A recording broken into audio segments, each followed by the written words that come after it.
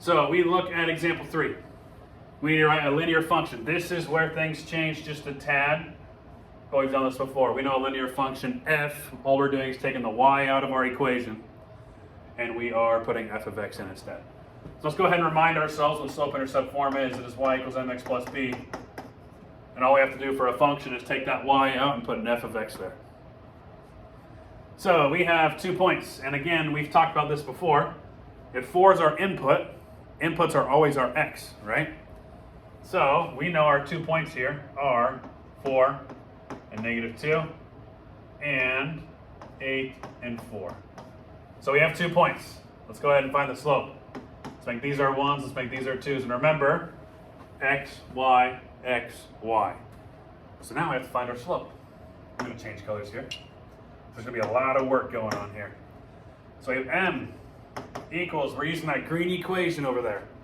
Our y2 is 4 minus our y1, which is a -2, that turns to a plus, over our x2 is 8 minus our x1, which is 4.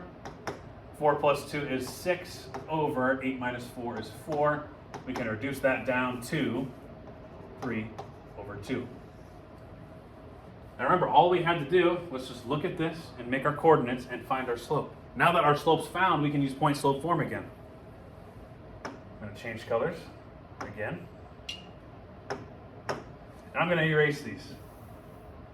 Oops. Okay, now we're using point slope form again. We have our slope. We have our 1s. Let's go ahead and just remind ourselves that these were our 1s. So let's put it in. We have y minus our y1, which is 2. So we're going to do y plus 2 instead, because minus minus equals a positive, right?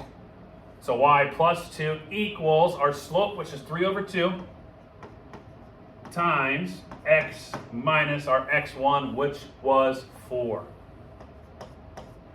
Okay, now we have to distribute like we did before. So we have y plus 2 equals 3 over 2x, because anything times x is itself an x. So 3 over 2 times x is 3 over 2x. And now 3 over 2 times -4. We've talked about this, right? We can take our -4, multiply it by the top, and divide it by the bottom. -4 times 3 is a -12, and a -12 divided by 2 is a -6. Okay, now all we have to do is get that y by itself. Let's subtract our 2. And now our new equation is y equals 3 over 2x minus 8. So what we had to do here is we had to add a little bit of an extra step because we didn't know our slope. We had to find our slope. That's what we did in the red. We put it in point slope form and then converted it to slope intercept form. That is our final answer.